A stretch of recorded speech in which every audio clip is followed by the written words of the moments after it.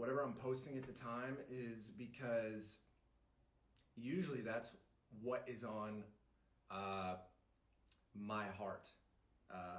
If I'm writing about grief or loss, whatever it is, that's usually something I'm going through at the time. So I can't really write from a place of trying to please other people. If I'm trying to write about something because I think it will connect with people, then it's not coming from an authentic place. So I can't really do that. I know that some writers can, but I have to write about what I'm going through at the time. So, like a couple of weeks ago, I wrote about toxicity, and that was something that I was reading a lot about and talking to friends about, and I felt really compelled to write about it in that moment. So I think coming from an authentic place is very important. The next thing I would suggest with writing poetry or anything in general is to write an outline of what you want to cover. If you, for example, with toxicity, I'm just using that as an example, what are some points that you want to cover in terms of that subject? So list things out, write about what you want to cover before you even go into the writing. I think that's really important to do.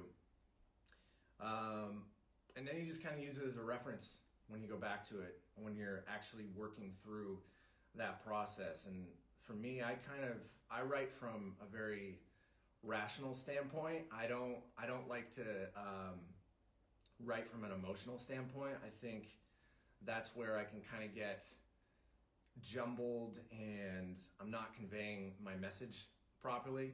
So I think it's really important to, if you're gonna write emotionally, if you're upset, whatever it is, it's okay to do that, but I would probably go back to it and maybe edit it when you're a bit calmer. I think that for me, it works the best when I just write from a very logical perspective. I try to avoid the emotions because that's where I can make some mistakes.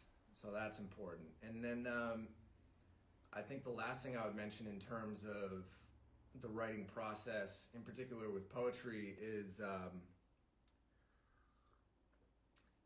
coffee. Cheers. Is be authentic, be real, put yourself out there, be vulnerable. You have to kind of sacrifice your own ego. I mean, people are going to judge you.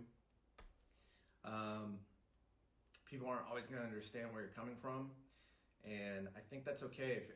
If you're coming from an authentic place, if you're being real, that's totally fine. So don't take it personal if people aren't always on board with what you're writing about. So you have to have the confidence to really write with authority.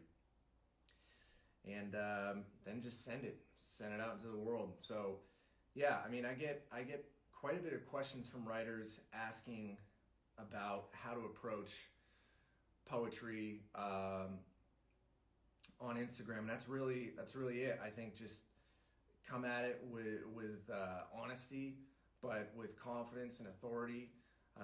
Be unapologetic about it. But I would also, be receptive to criticism. Don't get defensive if people aren't really agreeing with what you're writing about, and open to conversation. I try to reply to all of the comments on my Instagram. I take a lot of pride in doing that because it's really all about all of you. By the way, the fact that so many people are writing comments from all over the world is so rad. I love it. So yeah, I mean, that's really kind of it with the poetry creative process. You just have to be honest. Just be honest and be authentic, be real, and ask yourself, how does this provide value to my readers, to my audience? I think that's so important.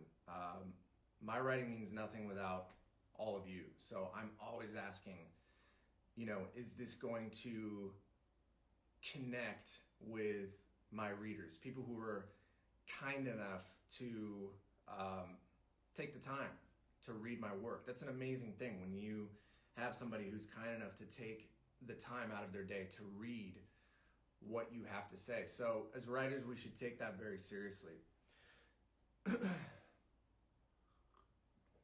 All right.